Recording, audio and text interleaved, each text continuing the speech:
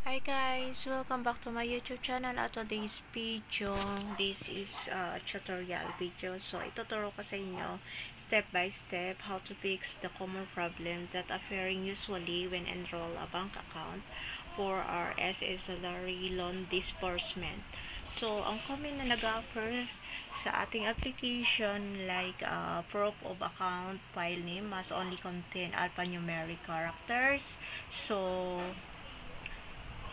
ibibigay ko sa inyo kung paano i-fix yung common problem na ito. So, sabi nga po, caring assurance to others. So, kaya gusto ko lang pong i-share kung paano i-fix yung common problem na nag-upper dito. So, then after that, to fix that problem, then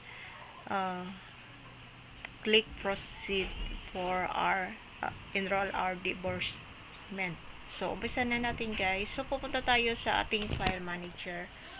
Then, sa file manager, meron siyang picture. Then, i-click natin yung picture na gusto nating i-upload sa ating application.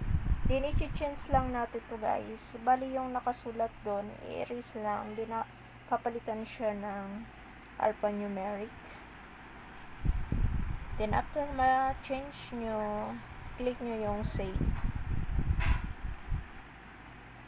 Then, gaya po nito is, yun, i-click lang natin yung 3 dot dyan. Then, rename.